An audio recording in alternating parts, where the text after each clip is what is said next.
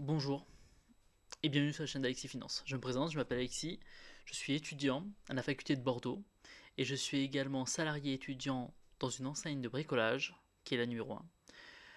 Et aujourd'hui, nous allons faire le bilan de mon PEA.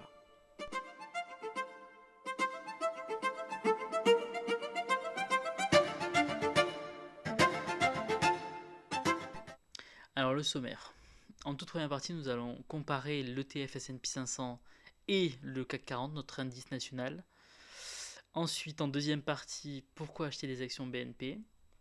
En troisième partie, le bilan de mon PEA, qui est placé chez Fortuneo. Et ensuite, dans une quatrième partie, nous allons passer à l'achat d'actions.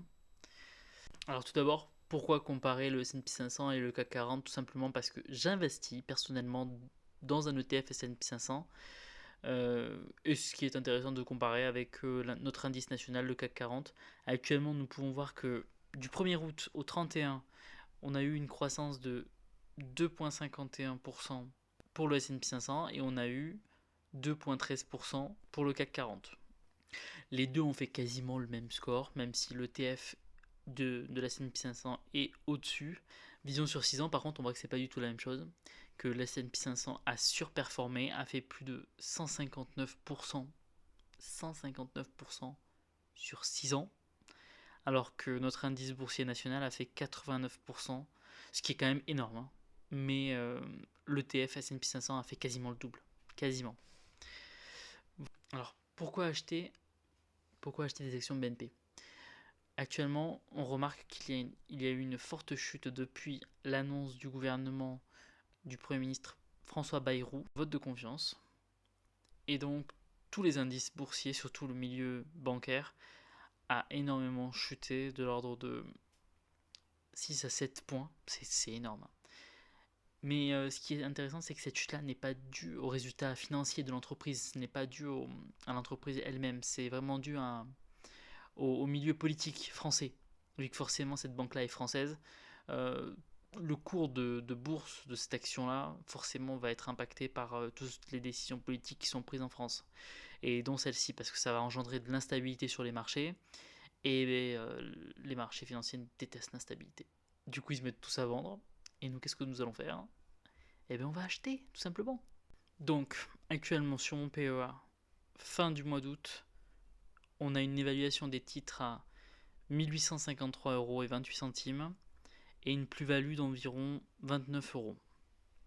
Ça veut dire que j'ai gagné réellement 29 euros depuis un mois et demi sur les marchés et j'ai une valorisation totale de 2421 euros parce que j'ai fait mon versement depuis mon compte là où je reçois mon salaire vers mon PEA de 500 euros.